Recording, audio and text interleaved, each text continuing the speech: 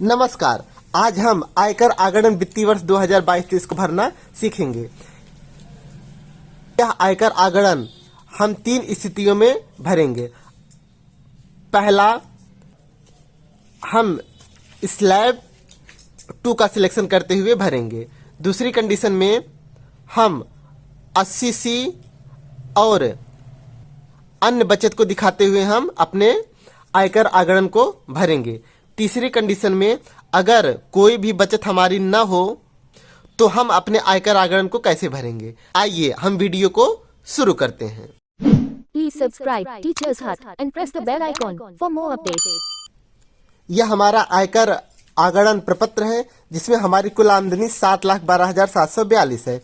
तो हमने यहाँ पर इसको लिख दिया। अब अगर हम स्लैब 2 का सिलेक्शन करते हैं तो मानक व अन्य कटौती छूट अमान्य होती है, अर्थात यह 50,000 की मानक कटौती और अन्य कटौती इसमें हम मान्य नहीं होगी।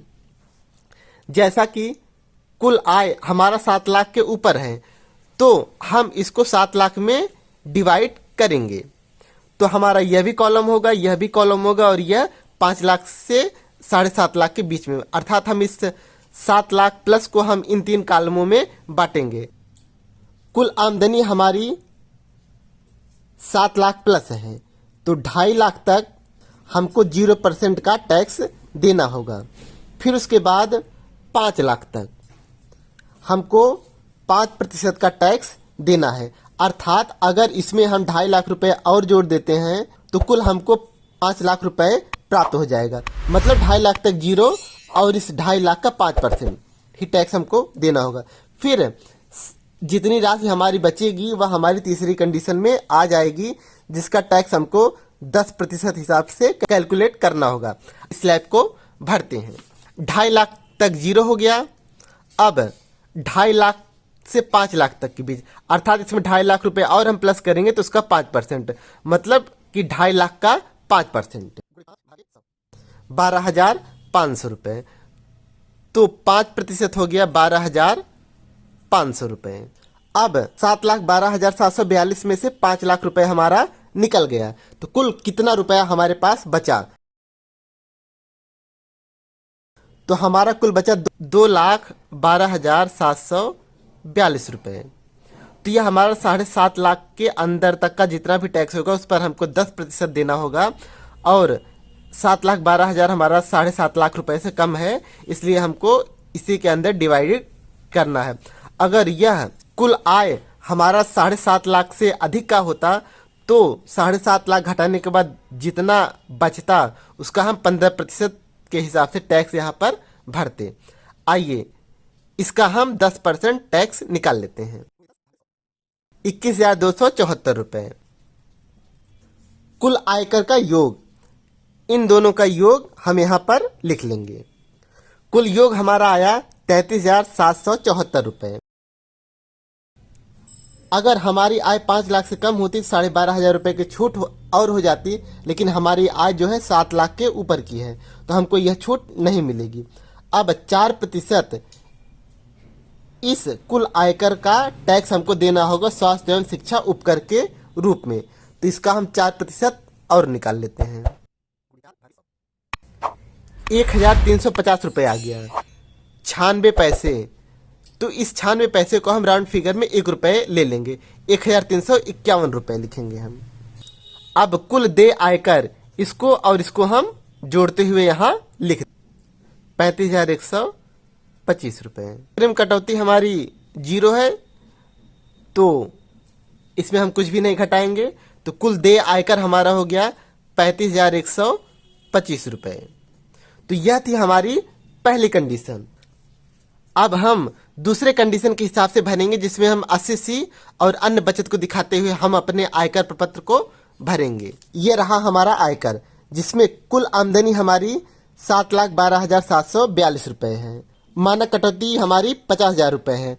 तो 7,12,742 में से हम 50,000 को घटाएंगे तो हमारी सकल आय हो जाएगी 6,62,742 रुपये। अगर कोई अन्य आय होगी तो उसको भी हम यहाँ पर लिख लेंगे।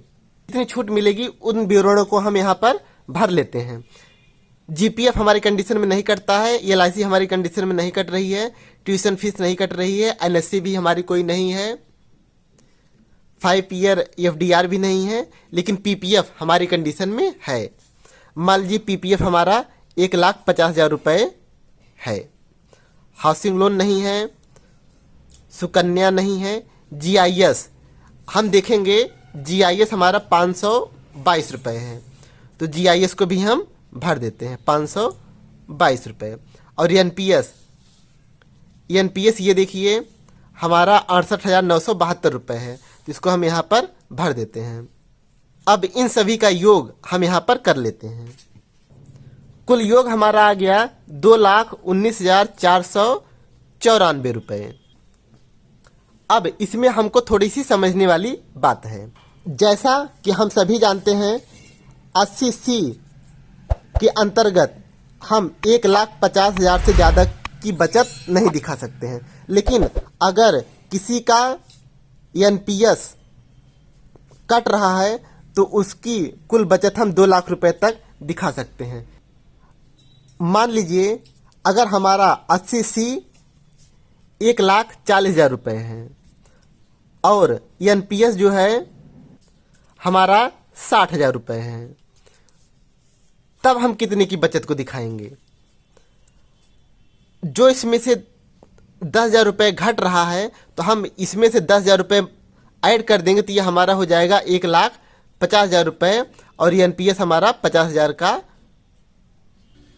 तो कुल छूट हमको यहाँ पर 2 लाख की मिल जाएगी। जैसा कि एनपीएस में हम मात्र 50,000 तक का ही छूट दिखा सकते हैं, लेकिन इसकी भी कई कंडीशंस होती हैं। एनपीएस में छूट हम 80C को फुलफिल करते हुए, 80C का फुलफिल करने का अर्थात मतलब ये हो गया कि 1,50,000 को हम भरते हुए जितनी आय बचेगी उसको हम एनपीएस में दिखा सकते हैं, लेकिन वह 50,000 से ज़्यादा की नहीं होनी चाहिए। अगर मान लीजिए हमारा एनपीएस 70,000 रुपये कट रहा है और हमने 80C में कुल 40,000 रुपये बचाए हैं, तो हम कितना बचत दिखा पाएंगे? तो हम 1,10,000 की बचत दिखा पाएंगे। कहने का अर्थ ये हो गया, एनपीएस का क्राइटेरिया हम तभी फुलफिल करते हैं जब 80C को हम 1.5 लाख रुपए में इन्वेस्ट करने के बाद जितना बचता है उसको हम एनपीएस में दिखा सकते हैं, और जिनका एनपीएस कट रहा है उनको हम 2 लाख रुपए से ज़्यादा की बचत को नहीं दिखा सकते हैं। तो हमारी इस कंडीशन में 2,19,494 रुपये बचत हो रही है, लेकिन इसमें हम मात्र 2 लाख की ही बचत को क्लेम कर सकते हैं। तो 80C के अंतर्गत हमारा पीपीएफ है तो 1,50,000 रुपये, तो हम यहाँ पर इसको भर देंगे। अब एनपीएस जो है हमारा 80DD-B1 के अंतर्गत आता है। एनपीएस हमारा 68,000 है। जैसा कि मैंने आपको अभी बताया कि हम 50,000 से अधिक का क्लेम नहीं कर सकते हैं, क्योंकि हम पूरा टोटल हमारा ये 2 लाख से अधिक का नहीं। अगर 80C में हमारी धनराशि 1,50,000 से कम होती तो हम जीआईएस भी इसमें ऐड कर देते हैं। अब इसका कुल योग हमारा हो जाएगा 2 लाख रुपए। अब कर योग आय, सकल आय में से 2 लाख रुपए को हम घटा देंगे, तो हमारा हो जाएगा 4,62,742 रुपये। आइए अब हम विकल्प को भरते हैं, तो कुल आय में से 2.5 लाख तक का हमारा 0% हो जाएगा। अब देखिए कुल कर योग्य आय हमारी 4,62,000 रुपये है, तो हमको ये पहला कॉलम और ये दूसरा कॉलम, हमारी आय 5 लाख के अंदर तक की है, तो हम इसको 5 लाख के अंदर में ही इसको डिवाइड करेंगे, तो 2.5 लाख तक हमारा 0 हो गया। तो अब देखेंगे कितनी धनराशि हमारी बच रही है। हम 2.5 लाख रुपए को घटा देंगे, हमारी 2,12,742 रुपये आ गया। 2,12,742 रुपये, इसका 5% के हिसाब से हमको यहाँ पर भरना होगा। अगर इसका 5% हम निकालते हैं तो हमारा आ गया 10,637 रुपये। कुल कर योग्य आय हमारी 10,637 रुपये हो गई। अब देखिए, अगर हमारी इनकम 5 लाख से कम की है तो हमको 12,500 की छूट और मिल जाएगी। और यहाँ पे देखेंगे कुल कर योग्य आय हमारी 4,62,000, 5 लाख से कम की है तो हमको 12,500 की छूट और मिल जाएगी। अगर हम इसको इसमें से घटाएंगे तो हमारा माइनस में जाएगा, तो अर्थात कुल आयकर हमारा 0 हो जाएगा। अग्रिम कटौती हमारी 0 कटी हुई है। अगर यहाँ पर कुछ हमारा कटा हुआ होता तो ही हमको रिफंड के तौर पे हमको मिलता, अर्थात कुल शुद्ध देय आयकर हमारा 0 हो गया। यह थी हमारी दूसरी कंडीशन। आइए अब हम तीसरी कंडीशन से अपने आयकर प्रपत्र को भरते हैं, जिसमें हम कोई भी बचत न कर पाए। उस अनुसार हमारा इनकम टैक्स कैसे कैलकुलेट होगा हम उसको भरना जानते हैं। अगर वीडियो अभी तक आपको इन्फॉर्मेटिव लगी हो तो चैनल को सब्सक्राइब जरूर कर लीजिएगा, क्योंकि ऐसी इन्फॉर्मेटिव वीडियो मैं आपके लिए हमेशा लाता रहता हूँ। सैलरी हमारी 7,12,742 रुपये हो गई। कुल आय 7,12,742 रुपये। अब अगर हम मानक कटौती को घटा देते हैं तो हमारी कुल सकल आय हो जाएगी 6,62,742 रुपये। अब जैसा कि मैंने बताया कि इसमें हम कोई भी छूट को नहीं ले रहे हैं, ना हमारा एनपीएस कट रहा है, ना कुछ हमारा जीआईएस है, ना कुछ आरसीसी के अंतर्गत हमारी कोई बचत है। तो उस अनुसार हमारी कुल आय जो कि कर योग्य होगी वह होगी 6,62,742 रुपये। पहला कॉलम हम भरेंगे, दूसरा भी भरेंगे, तीसरा हमारी 7.5 लाख के अंदर की आमदनी तक का होगा। तो हमारी 6 लाख तक का है तो हम यह तीसरा कॉलम भी भरेंगे। अब 2.5 लाख तक 0%, अर्थात 0 रुपये हमारा टैक्स होगा। अब 2.5 लाख में 2.5 लाख अगर हम और ऐड कर देंगे तो हमारा 5 लाख हो जाएगा। 2.5 लाख का 5%, 12,500 रुपये हो जाएगा। अब देखते हैं कि कुल आय में से अगर हम 5 लाख को घटा देते हैं तब कितना और आय बचेगा, जिसका हमको 20% का टैक्स यहाँ भरना होगा। कुल आया हमारा 1,62,742 रुपये, 1,62,742 रुपये। इसका 20% हमको टैक्स देना होगा, तो हम 20% भी निकाल लेते हैं।